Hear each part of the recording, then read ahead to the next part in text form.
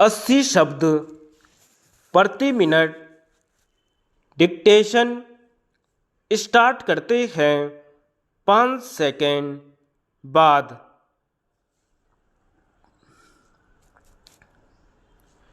महोदय, अगर देश की आवश्यकताएं कांग्रेस से पूरी होती हैं तो ठीक है और हम उसके साथ हैं, लेकिन अगर वैसा नहीं होता तो हम नहीं कह सकते कि वह भारत से भी ज़्यादा महत्वपूर्ण है, भारतीय जनता से भी अधिक अहम है। और मेरे इस कथन पर बहुत से लोग रुष्ट हुए और उनकी समझ से यह पार्टी के प्रति वफादारी के विरुद्ध बात थी, लेकिन मैं अब भी इस मामले पर उतनी ही दृढ़ता करती हूँ और मैं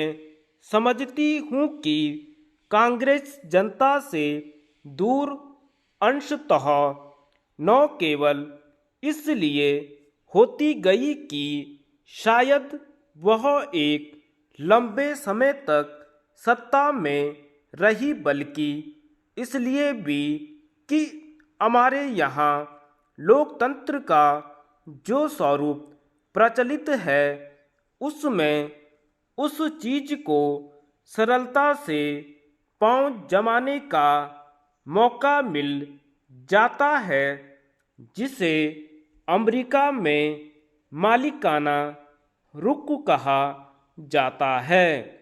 और हर जगह कुछ लोग यह सोचने लगे कि वे ही कांग्रेस हैं कि वे ही अमुक राज्य की जनता है और परिणाम स्वरूप सही हों या गलत वे लोकप्रिय हो गए हैं, परंतु हमें उस लोकप्रियता के औचित्य को परखने का अधिकार नहीं है।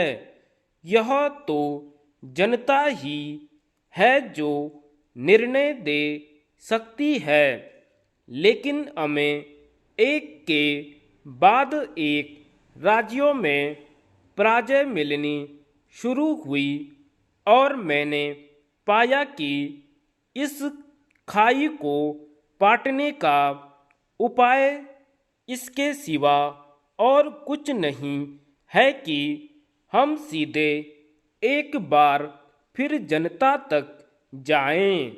आप यह जानना चाहेंगे कि हमें उदाहरणार्थ बंगाल में क्यों पराजय मिली। यह सभी जानते हैं कि केरल जैसे राज्य में हम क्यों हारे। आपको शायद पता नहीं है कि पांडिचेरी में क्या हुआ। आप फ्रांसीसी हैं, इसलिए आपको पांडिचेरी में दिलचस्पी होगी। वह बहुत छोटी सी जगह है। वह एक मनोहर फ्रांसीसी प्रांतीय नगर है। वहाँ कांग्रेसी मुख्यमंत्री था। वह एक युवा कांग्रेस मुस्लिम था। अकारण और अचानक हमारे लोगों ने तय किया कि उसे हट जाना चाहिए। वह उपयुक्त व्यक्ति नहीं है और उसके लिए मुख्यमंत्री होना उचित नहीं है। लेकिन मैंने कहा, सब कुछ ठीक ही तो है। वह वहाँ है, वह चुना गया है। आप अगले चुनाव तक प्रतीक्षा करें और अगले चुनावों में आप किसी और को खड़ा करें।